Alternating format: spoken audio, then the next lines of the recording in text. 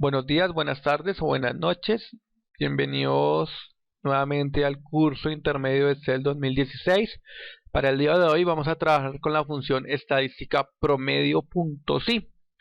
La función promedio.si obtiene el promedio o la media aritmética entre un grupo de celdas que cumplen con un criterio o una condición.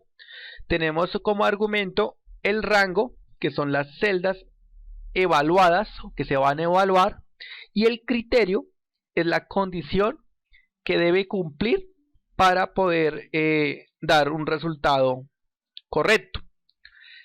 También tenemos el rango promedio, que son las celdas a incluir en el cálculo del promedio. Varias cositas que hay que tener en cuenta antes de entrar con los ejemplos. Una, si ninguna celda cumple con la condición, la función nos devuelve un error de div 0. No tiene en cuenta las celdas de rango que contengan un valor verdadero o falso. Si una de las celdas en rango promedio está vacía, la función la omite. Si rango es un valor en blanco o de texto, devuelve igualmente un error. Estas son los elementos que hay que tener en cuenta cuando vayamos a trabajar con esta herramienta, con esta función. Ahora sí, procedamos a hacer los ejemplos, que es donde más aprendemos. Entonces, le damos promedio, escogemos promedio.si.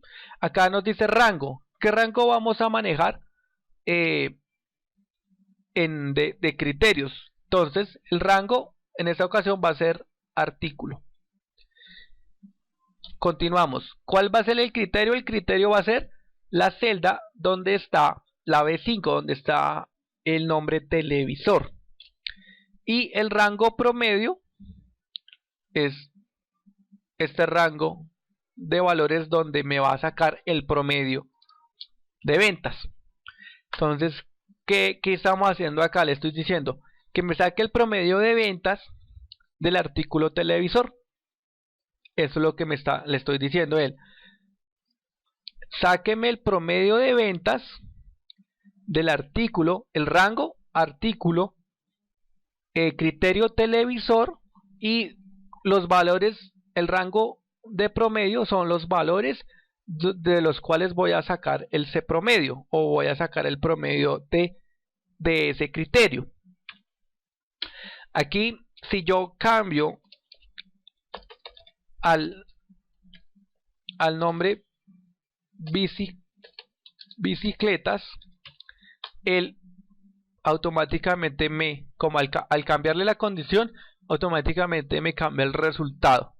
Si le pongo mini componente, él me saca igualmente el resultado de mini componente.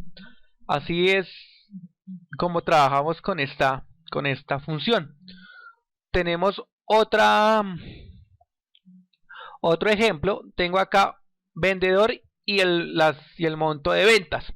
Entonces aquí yo quiero sacar el promedio de ventas de cada uno de los vendedores o de los vendedores. Entonces acá le doy promedio, escojo promedio.si. Primero selecciono el rango, que son los vendedores.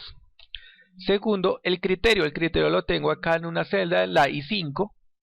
Y por último, escojo el rango promedio, que son los valores donde voy a sacar ese promedio, y ya finalizamos mi función. Aquí dice que Oscar tiene un promedio de ventas de 1.566.000. Si yo escribo otro vendedor, me va a actualizar y me va a mostrar el promedio de ese vendedor igualmente para otro. Así de sencillo es trabajar con esta función. Tengamos en cuenta que cumpla una condición, un solo criterio. Y por último, voy a mostrarles último ejemplo.